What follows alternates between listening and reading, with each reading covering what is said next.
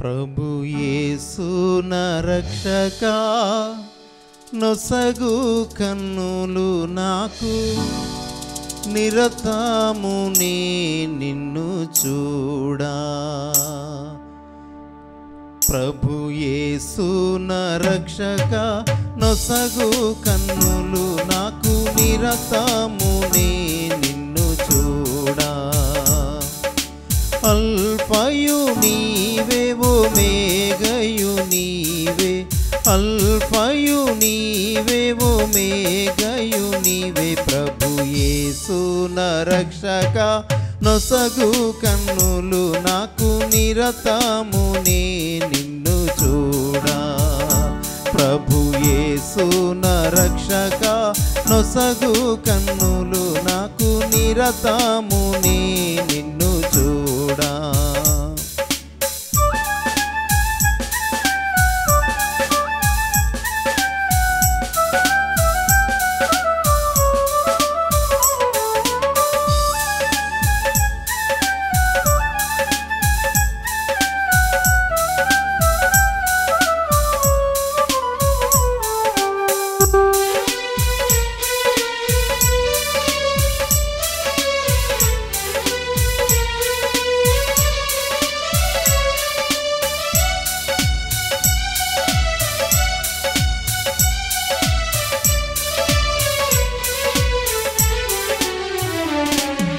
ప్రియుడైన యోహాను పద్మాసులో, ప్రియమైన యేసుని స్వరూపము.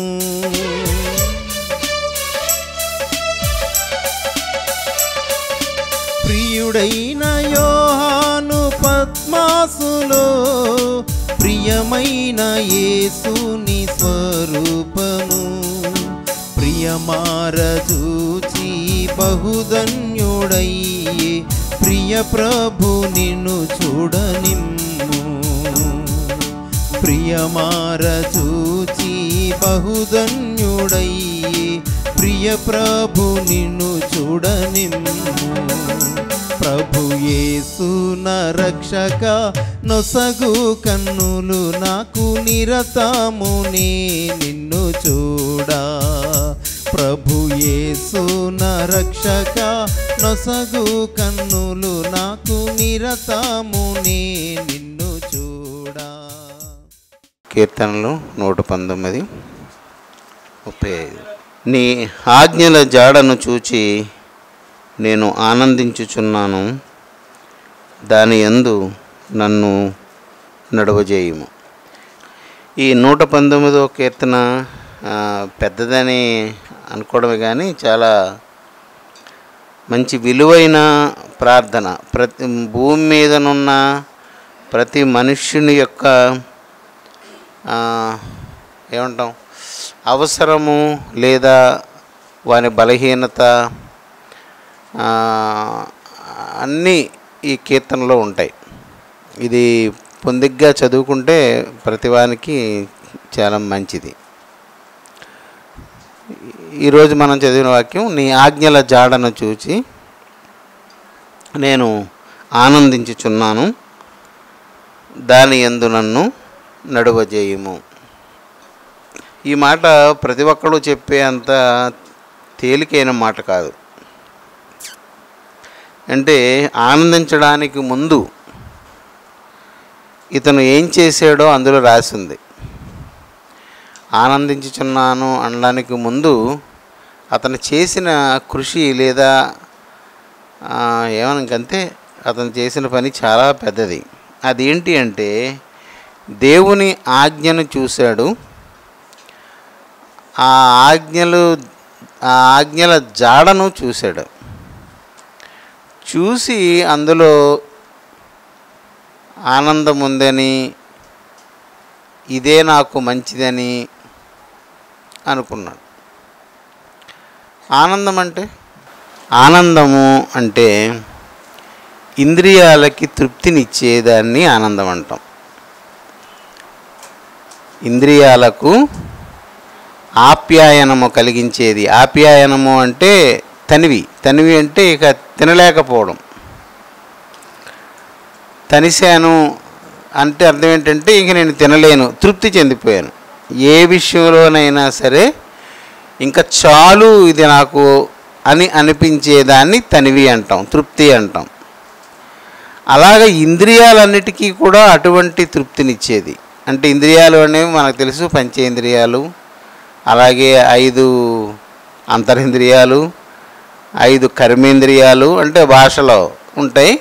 వీటన్నిటినీ సంతృప్తి పరిచేది, తృప్తి కలిగి ఉండేలాగా, చాలు అనేలాగా ఏదైతే చేస్తుందో దానిని ఆనందం అని, అంటే ఆనందం అనే ఆ పదానికి అర్థం అది.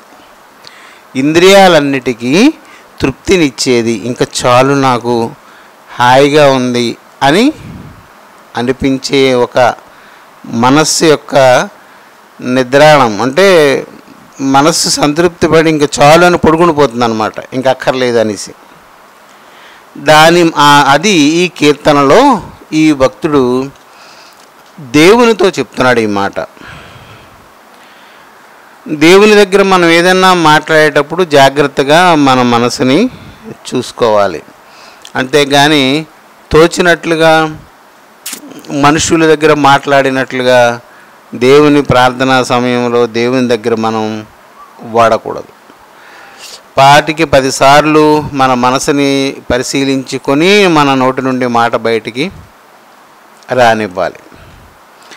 ఇతను వాడిన మాట ఇక్కడ, నేను ఆనందిస్తున్నాను అంటే అన్ని విషయాలలో నేను తృప్తి కలిగి ఉన్నాను. ఎప్పుడు తృప్తి కలిగి ఉన్నాడు అంటే ఆయన ఆజ్ఞల జాడను చూసి. మార్గము కాదు, ఇది జాడ. దీని తెలుగులో జాడ అని కూడా అనకూడదు. జా అంటే జా రాసి దాని మీద ఒక ఐత్వం లాంటిది ఉంటుంది, అది జాడ. జాడ అనే ఎందుకు ఉపయోగిస్తారంటే ఆ మాట, ఒకరు నడిచిన దారి, త్రోవ ఉంటాయి కదా. జాడ అంటే దారి చూడటమే కాదు, అందులో ఎలా నడవాలో, ఇంతకు ముందు నడిచిన వారు ఎలాగ నడిచారో, అందులో ఏ ఆపద ఉందో, ఏది ఉందో, మెళుకువ అంటాం దాన్ని. మెళుకువ ఈ మూడింటిని మేళవించి చూడగలిగితే దానిని జాడ అంటాం.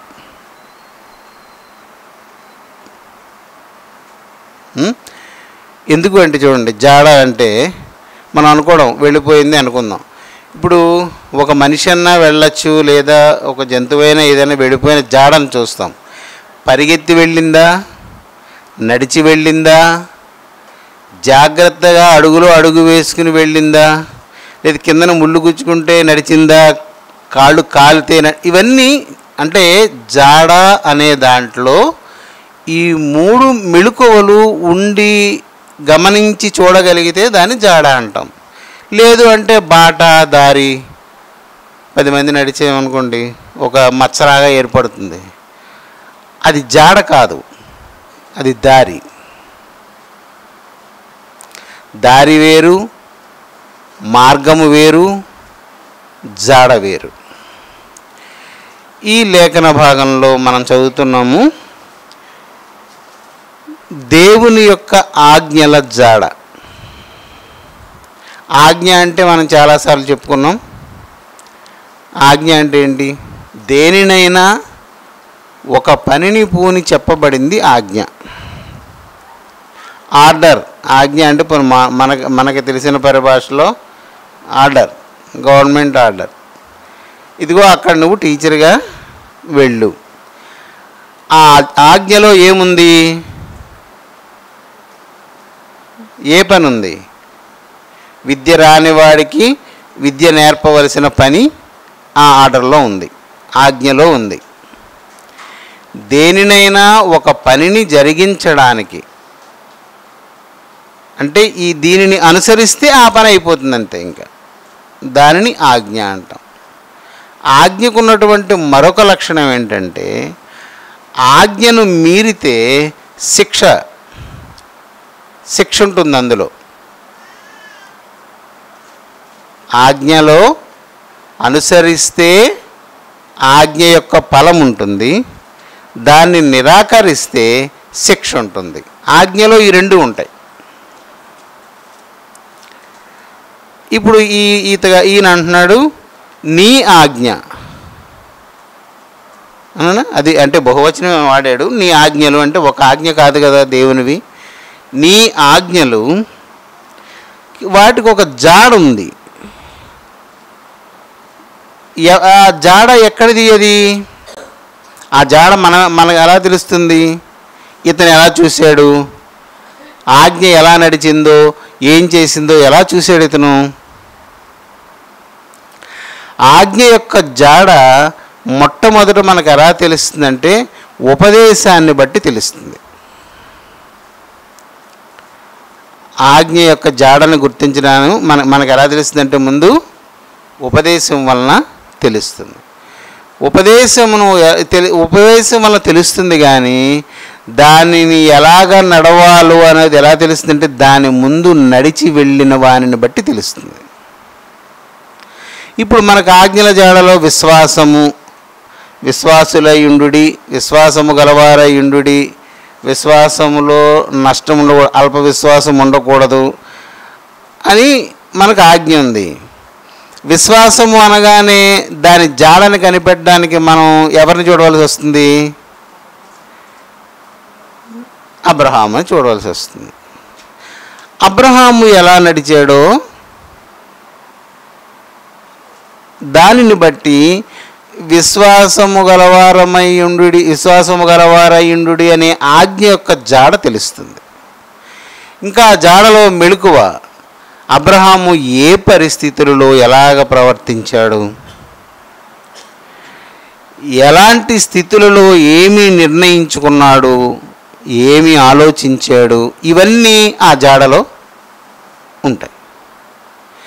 ఈ భక్తుడు దేవుని దగ్గర ప్రార్థన చేస్తూ అంటున్నాడు, నీ ఆజ్ఞల జాడను నేను చూశాను. అంటే మనం ఒక ఆజ్ఞ చెప్పుకుని ఏంటది? విశ్వాసము గలవారయుండుడి అనగానే అంతకుముందు జాడ ఎక్కడది, ఎవరిది అంటే విశ్వాసమునకు తండ్రి అయినవాడు అబ్రహాము మనకి. కనుక అబ్రహామును చూస్తాం, వాళ్ళు ఎలా నడిచారు. ఇస్సాకును చూస్తాం, యాకోబును చూస్తాం. వాళ్ళని కాకుండా మనం ఆ జాడను మనం కనిపెట్టలేకపోయి వేరొకరిని కనుక మనం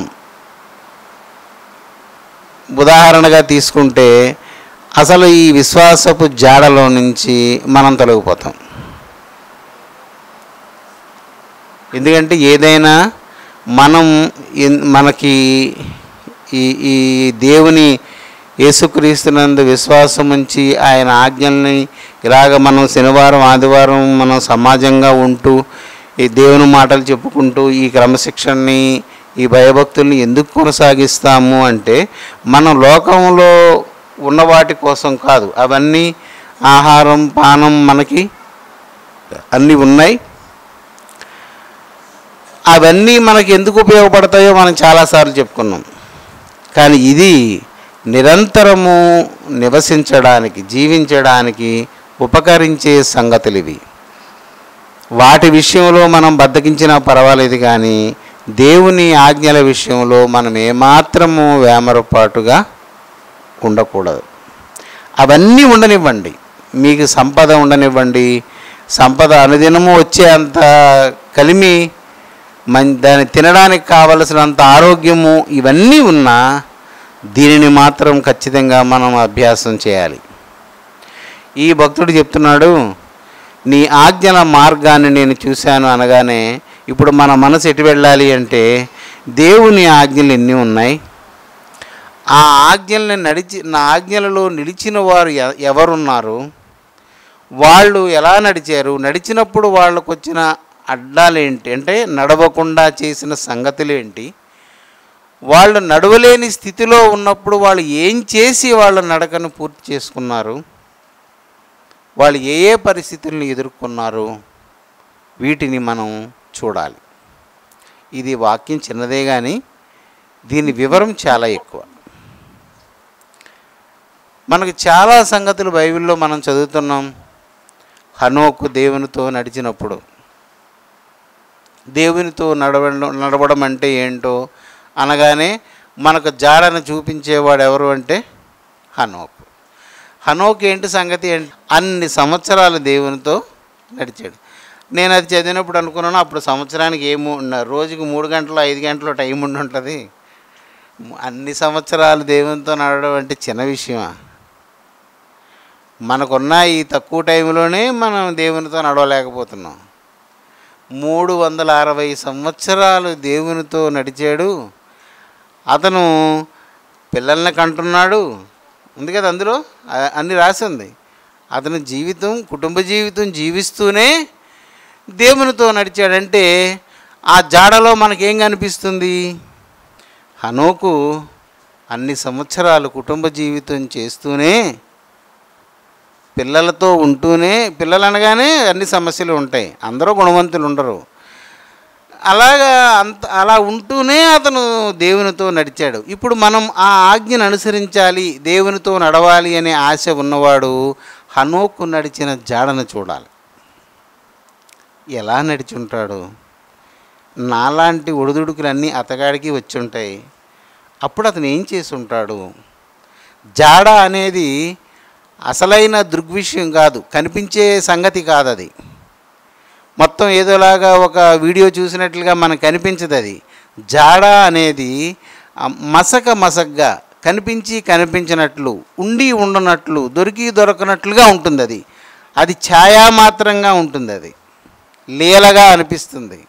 జాడ అది ప్రత్యక్షం కాదు.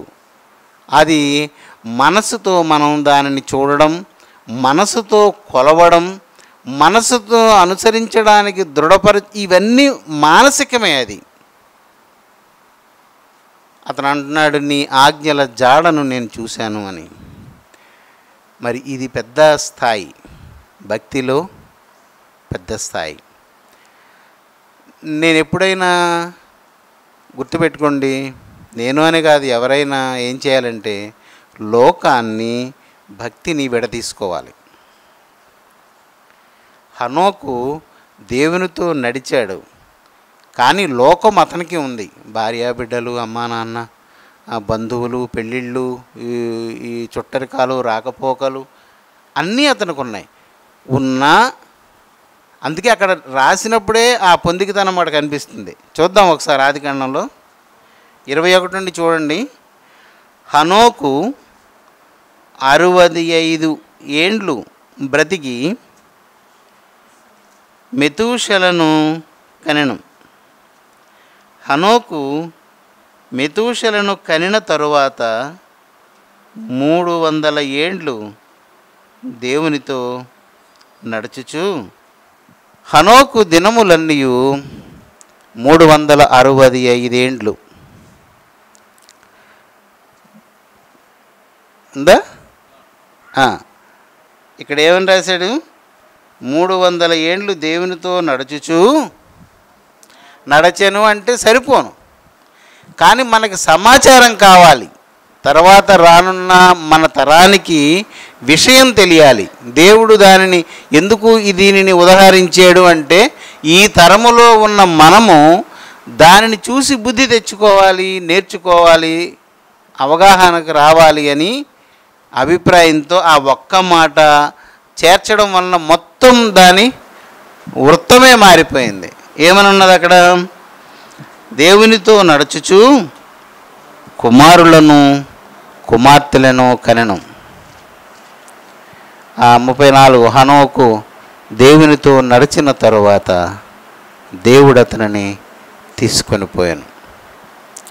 అంటే ఏమవుతుంది? ఒక మనుష్యుడు దేవునితో నడిస్తే దేవుడు అతను తీసుకొని పోతాడు అనేది దాని ప్రధాన విషయం. అయితే దేవునితో నడిచేవాడు ఎలా నడవాలో జాడను అతని జీవిత కాలంలో మనకు విడిచి వెళ్ళాడు. ఆ జాడను మనం తెలుసుకోవాలి. మనకొచ్చిన సమస్య ఇప్పుడంతా నాగరిక ప్రపంచం, అది ఎప్పుడో ఆ రోజుల్లో మనుషులు ఎలా ఉండేవాడో మనకు తెలియదు. కానీ మొత్తం భూమి మీద ఉన్న ప్రజలలో హనోకు అనే ఒక వ్యక్తిని దేవుడు మనకు చూపించి ఈ రోజున ఒక జాడను మీరు కనిపెట్టండి, ఆ జాడలో ఆనందించండి అని. ఆనందించండి అంటే ఆనందించడానికి అనువైనవి అందులో ఉండవు. అంతేనా? దేవుని ఆజ్ఞ వచ్చింది అంటే ఎందుకు వచ్చింది? దానికి ప్రతికూలమైన పరిస్థితులు కలుగుతాయి గనక ఇలాగ చేయండి అని. ఆజ్ఞ అంటే చెప్పుకున్నాం కదా, అది ఒక గురిలో మనల్ని ఇమర్చడం కోసం ఆజ్ఞ. అనుసరించండి అంటే అనుసరించలేని స్థితులు నీకు వస్తాయి కనుక నీవు అనుసరించు. అనుసరించేటప్పుడు ఎలా అనుసరించాలి అంటే దాని జాడను కనిపెట్టు. దాని జాడ తెలియాలంటే ఎలా తెలుస్తుంది అంటే అంతకుముందు ఆ దారిలో నడిచి వెళ్ళిన వారు, ఆ ఆజ్ఞను అనుసరించిన వారు ఎలా వెళ్ళారో, వాళ్ళ జీవితంలో ఏ ఆటంకాలు అడ్డులు వచ్చాయో, అధిగమించడానికి వారు ఏం చేశారో వాటన్నిటినీ మనం పరిశీలనగా తెలుసుకోవాలి. ఎందుకు ఇంత యాతన అంటే మనము నిత్య జీవానికి వెళ్ళాలి కనుక, నరకము నుండి తప్పించుకోవాలి కనుక. ఏ విసుగుదల వచ్చినవాడు, ఆశలను జయించలేనివాడు, నిగ్రహం లేనివాడు, దేవుని భయం లేనివాడు ఇదంతా ఉట్టిదే అంటాడు కమ్యూనిస్టులాగా. ఇదంతా వట్టిదే, ఏమవుతుందో ఇవన్నీ ఎలా చెప్తుంటారు అంటారు. పోనీ ఈ దారిలో నడవడం వలన వచ్చే నష్టమేముంది? మంచిదే కదా నీతిగా బ్రతకడం, ప్రశాంతంగా నిద్రపోవాలి కదా. ఇప్పుడు ఏదన్నా కోరికలతోనో లేకపోతే పాప ఆశలతోనో ఏదో చెడు బుద్ధితోనో ఆందోళన కలిగిన మనసుతో పడుకొని రాత్రి చేస్తే, చనిపోతే ఏమన్నా అయితే, అలా కాకుండా ఏది లేకుండా నిబ్బరంగా హాయిగా, ఎవరితో ద్వేషం లేదు, శాపాలు లేవు, పాపము లేదు, ఏమీ లేదు, నిబ్బరమైన మనసుతో పడుకుంటే ఎలా ఉంటుంది? ఒక ధైర్యం ఉంటుంది, ఒక ధీమా ఉంటుంది. కానీ ఈ రాత్రి ఏమి చనిపోం అందరమని. దేవుడు మనకొక అవకాశాన్ని, ఆయుష్ని ఇచ్చాడు. ఆ కాలంలోగా నీవు ఆశపడితే, నీవు బ్రతకాలి, బ్రతకడానికి కావలసిన నీతిని సమకూర్చుకోవాలి అనే అపేక్ష నీ దగ్గర ఉంటే, నీ ఆయుష్ ఒకవేళ 80 అయినా 90 చేయడానికి దేవునికి ఏమి ఇబ్బంది లేదు. అనేక సంగతులు మనకున్నాయి. దేవుడు దానిని నీ ఆశ ఉంటే దేవుడు నిర్ణయించిన ఆయుష్ కాలాన్ని దాటించగలడు. ఎందుకంటే నరుని ప్రాణము యెహోవా వశము, యెహోవా వశము, ఆయన చేతిలో ఉంది. అది ఎవ్వరి సాతాను చేతిలో కానీ ఎవ్వరి చేతిలో లేదు. అందుకని ఆ నిబ్బరం దేవుని ప్రజలకు చాలా ఎక్కువగా ఉండాలి. నా ప్రాణము దేవుని వశము, అంతే. దేవుడు అంటే ఒక్కడే, ఇంక అనుమానం ఏమీ లేదు అందులో. అది ఇంకొక రూపంలో మారడానికి ఇదేం ఇంకొక విషయం సంగతి కాదు. కనుక ఈ లేఖన భాగంలో మనం చదువుకున్నది ఏంటి అంటే, ఈ ఆజ్ఞలను నడిచిపోయిన వారి యొక్క తీరును మనము గమనించడం వలన మనము దాని జాడను తెలుసుకోగలం. ఆ శ్రమ, ఆ బాధ, ఆ వ్యధ, ఆ తప్పిదం, సంతోషం ఏంటేంటో అవన్నీ చూస్తే, ఆ ఆజ్ఞ ఎక్కడికి తీసుకెళ్ళిపోతుందో చూస్తే, ఈ వాక్యంలో చెప్పినవాడు ఆ మొక్కే అన్నాడు. నీ ఆజ్ఞల జాడను చూచి, అంటే జాడను ఎలా చూడాలో ఇప్పుడు మనం చెప్పుకున్నాం అంతే. ఒక హనోకును, అబ్రహామును తీసుకున్నాం. ఇంకా యోసేపు అయితే ఇంకా చిత్రంగా ఉంటుంది. మరి ఆ యోసేపుకు ఇస్సాకు ఏం బోధించాడో మరి నాకు ఈరోజు వరకు నేను ఆలోచిస్తాను కానీ నాకు అర్థం కాదు. ఒకటి మాత్రం ఏంటంటే ఖచ్చితంగా ఏమనాలంటే, సాధారణంగా ఒక ఇంట్లో 4 పిల్లలు ఉన్నారనుకోండి, ఆఖరి వాడు ఖచ్చితంగా గలీజ్గాడు అవుతాడు. అంటే చెడ్డవాడు అవుతాడు. వాడి దగ్గర దురిత ఉంటుంది, వాడు ఖచ్చితంగా ఎవరి మీదన్నా తిరగబడుతుంటాడు. అనుమానం లేకుండా అలాంటి వాడే ఆఖరుడు అయి ఉంటాడు. ఎందుకంటే గారాబం వలన. ఆఖరి పిల్లని బాగా గారాబం చేసేది ఎవరంటే అమ్మ. దేనికైనా పెద్దవాళ్ళని కసరడం, పెద్దవాళ్ళని తిట్టడం చేస్తాం, కానీ చిన్నపిల్లవాడిని వాడిని పెంచుతారు. మరి దానివల్ల అవుతాడు, దీని మొత్తానికి చెడిపోతాడు. యోసేపు ఎవరు? 12 మందిలో ఎవరు? అని గారాబంగానే పెంచారు. మనము చదివితే ఒకవేళ వీలైతే చదవండి మీరందరూ. నేను చాలా రోజులు చదివి, తండ్రితో ఎక్కువ ఉంటాడు. పనికి పంపించినప్పుడు అందరినీ పంపిస్తాడు, కానీ వీడిని పంపించడు. ఎందుకంటే ఇష్టమైన భార్యకి పుట్టిన పిల్లోడనా, లేదా మొత్తానికి ప్రధాన కారణం అంటే దానిలో ఉన్న బిందువు ఏంటంటే ప్రేమ, అధిక ప్రేమ. దాన్నే గారాబం అంటాం కదా. చూశారు, కానీ వాడికి కల రావడం ఆ చిన్న వయసులో, ఆ ఒక్క కళని ఆధారం చేసుకుని ఎన్ని బాధలు పడ్డాడంటే యోసేపు ఇన్ని ఓర్చడానికి సొంత అన్నలే తీసుకెళ్ళిపో, ఆ కళే కారణం. వారు ద్వేషించడానికి అదే కారణం. వాళ్ళని తీసుకెళ్ళి ఎక్కడో పారేసి సింహం తినేసిందని రక్తం అది తీసుకొచ్చి వీళ్ళ నాన్నకి చూపించడం, ఇవన్నీ తండ్రి ఇవంతా చూడండి. యోసేపు ఆ కళను మాత్రమే మనసులో పెట్టుకున్నాడు.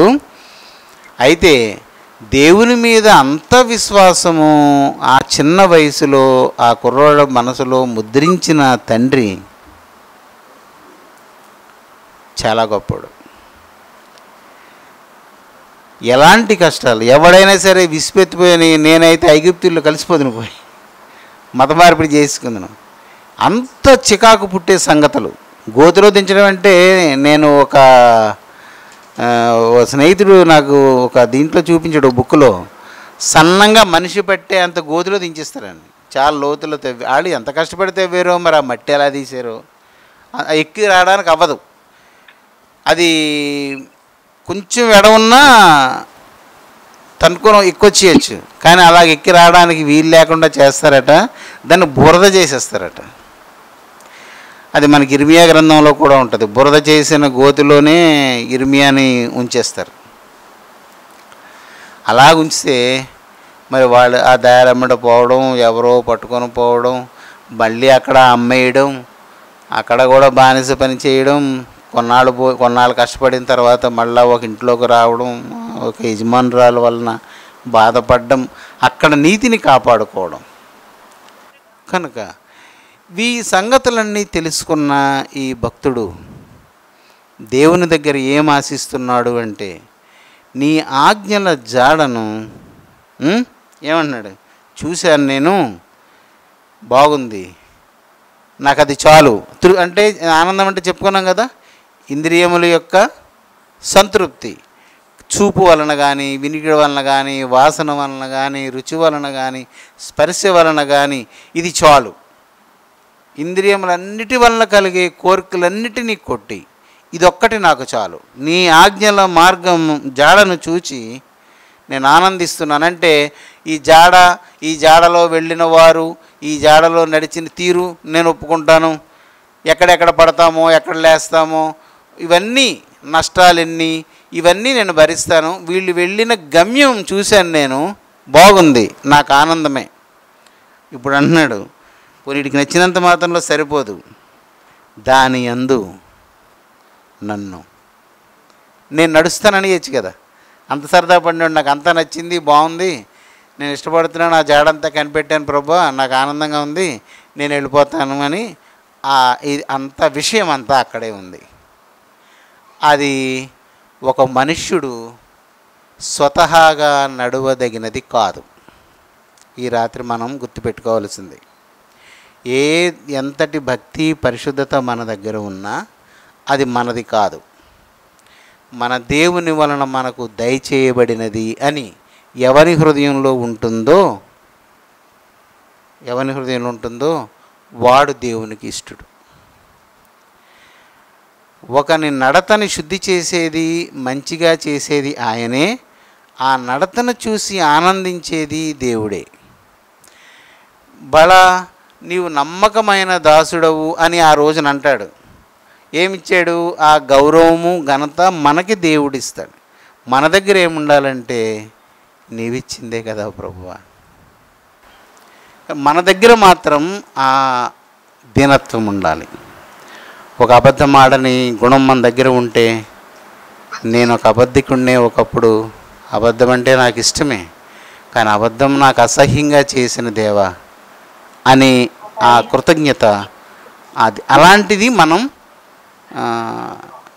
బిల్డప్ చేసుకోవాలి.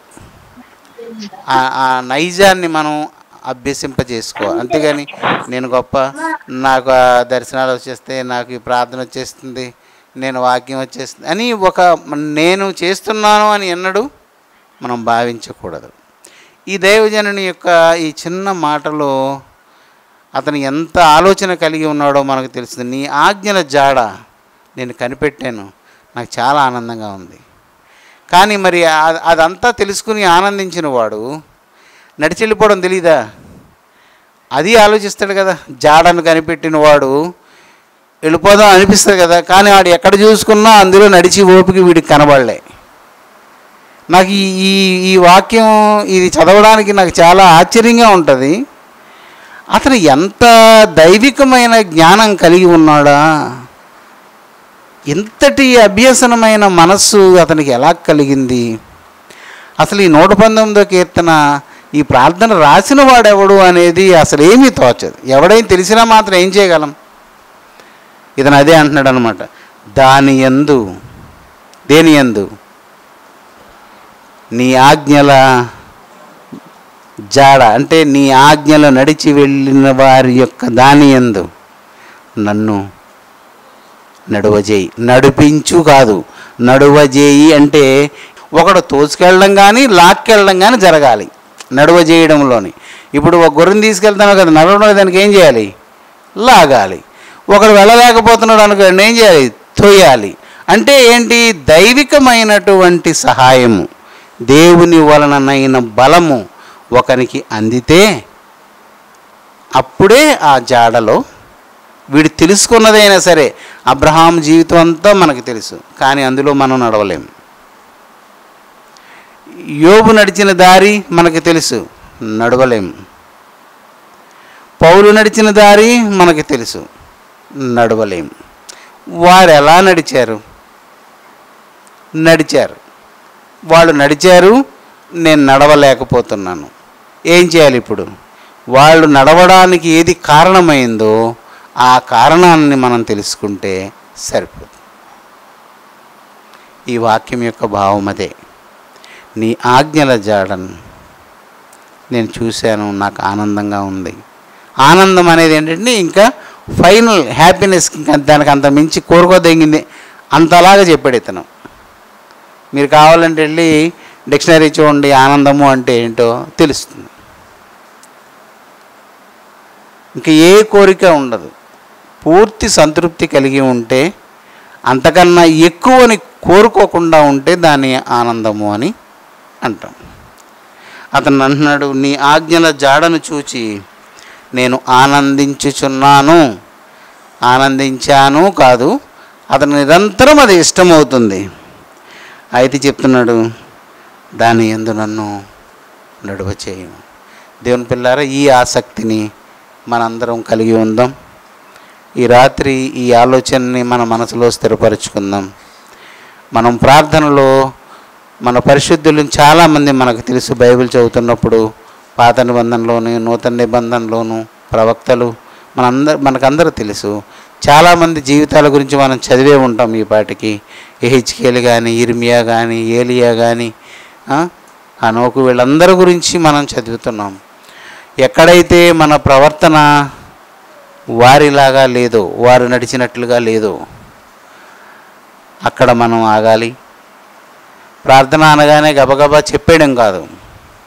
చాలా జాగ్రత్తగా దేవునికి మనవి చేయాలి.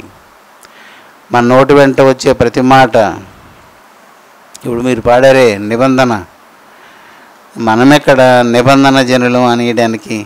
ఏ నిబంధనకి మనం కట్టుబడి ఉన్నాం? బంధము అంటే ఏంటి? బంధము అంటే ఏంటి? కట్టబడాలి. కట్టబడిన వాడు మీటర్ తాడుతో ఒకరిని రాట కట్టేస్తే వాడు ఎంత దూరం తిరుగుతాడు? మాట్లాడేటారా? మీటర్ తాడుతో ఒక మనిషిని కట్టేస్తే వాడు ఎంత దూరం తిరుగుతాడు? నిబంధన అంటే అది. దేవుని నిబంధనతో కట్టబడిన వాడు దేవుని యొక్క ఆజ్ఞలను దాటిపోలేడు. దాటిపోయాడు అంటే బంధింపబడలేదు. బంధింపబడితే వాడు మనం కోడిని కట్టేస్తామా ఏదో తాడేసి, అది ఎగిరిపోదాం అనుకుంటుంది, గెంతుదాం అనుకుంటుంది, ఎన్నెన్నో అంటది, కానీ ఎంత తిరిగినా దేనివలన అక్కడ పరిమితమైంది దాని బలమంతా అంటే అది బంధింపబడింది. మరి దేవునితో బంధింపబడితే నిబంధన జనులం.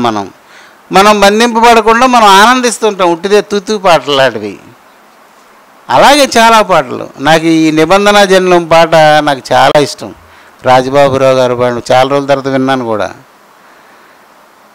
యేసురాజు వస్తాడు ఇంకా కొంచెం కాలమే. అది అతను రాసినప్పుడు తీరు వేరు. ఎందుకంటే అతనికి ఏంటంటే అతనికి ఒక వ్యాధి వచ్చింది, క్యాన్సర్. ఆ బాధపడలేనప్పుడు అతను యేసుప్రభు వస్తాడు, ఇంకెన్నాడు పోతాను, కొంచెం రోజులే కదా, పరలోకానికి వెళ్ళిపోతాను అని అతను రాసుకున్న పాట అది. నేను ఎవరిని భయపడడానికి, నేను నిబంధన జనుడిని, నేను దేవుని యొక్క ఆజ్ఞలతో బంధింపబడి ఉన్నాను. ఎందుకంటే నాకు ఇవన్నీ ఎలా తెలిసాయంటే, నేను మా ఆవిడ ఆరోగ్యం కోసం నేను వెల్లూరులో ఉన్నప్పుడు అక్కడ నాకు అతను తెలుగు అతను పరిచయం అయ్యాడు.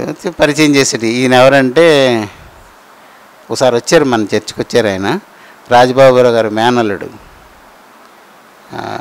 అతను చెప్పాడు అన్నమాట, మాట్లాడుకునేవాళ్ళం రోజు అక్కడ ఉన్నప్పుడు కలుస్తుండేవాళ్ళం.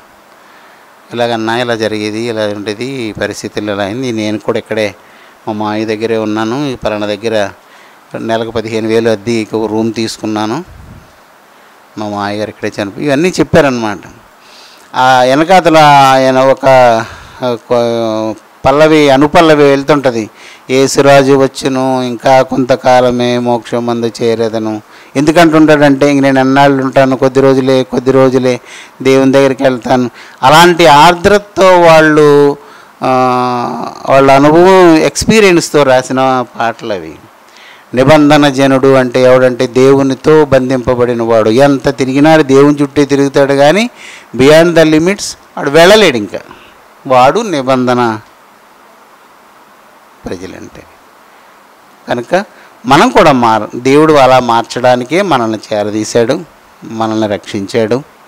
ఇలాగ ఈ రోజున ఇలా కూర్చోబెట్టాడు, ఆయన మాటలు నేర్పుతున్నాడు. కనుక నేర్చుకుందాం. మనము కూడా ఆ జాడలను కనిపెట్టి మన ప్రవర్తనని అలాగ సరిచేసుకుందాం. ఖచ్చితంగా ఆజ్ఞ అనేది గమ్యాన్ని చేర్చేది కనుక దాని జాడలను కనిపెట్టి మనం నడవగలిగితే, నడక మనం నేర్చుకుంటే ఖచ్చితంగా మనల్ని ఆజ్ఞ అక్కడికే చేరుస్తుంది.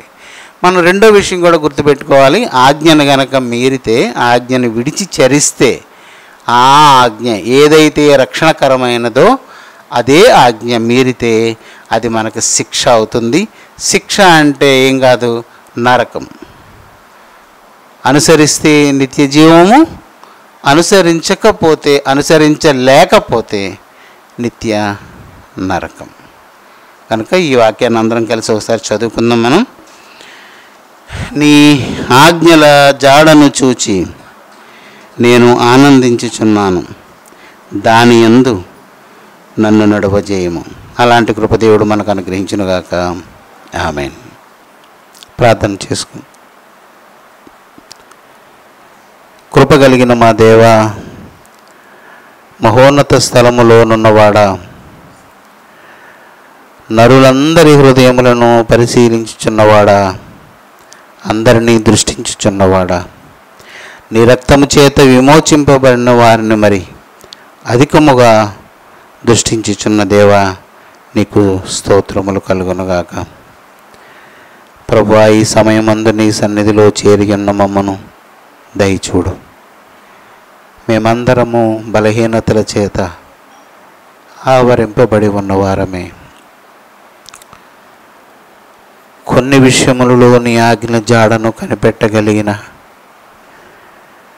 తప్పని తెలిసిన వాటిలో మేము నిలువలేక తప్పిపోతున్న వారమే. పరిశుద్ధుడా,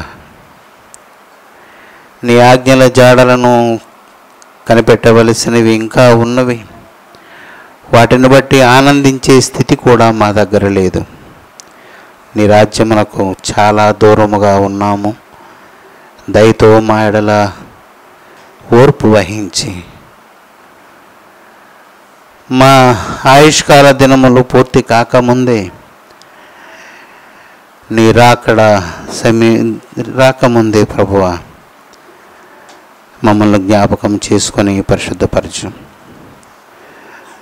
నీతిగల నీ రాజ్యం కొరకు మేము సమకూర్చుకొనవలసిన సమస్తమైన భక్తిని, పరిశుద్ధతను సమకూర్చుకుని వరకు నీ కృపా విస్తారత మా ఎడల ఉంచమని వేడుకొనుచున్నాం. మా అందరి ఆత్మలను, శరీర ప్రాణములను నీ వశము చేసుకొని నీ రాజ్యము కొరకు సిద్ధపరచు నాయన. మా చుట్టూ కంచె వేసి కాపాడు. లోకము నుండి మమ్మల్ని వేరు చేయి. నీ సత్యమును గూర్చిన జ్ఞానమును, నీ సత్య ప్రమాణమును మాకు అనుగ్రహించి మమ్మల్ని వర్ధిల్ల చేయి. దుష్టు నుండి మమ్మల్ని తప్పించి కాపాడమని యేసు నామమున అడుగుచున్నాం తండ్రి. ఆమేన్.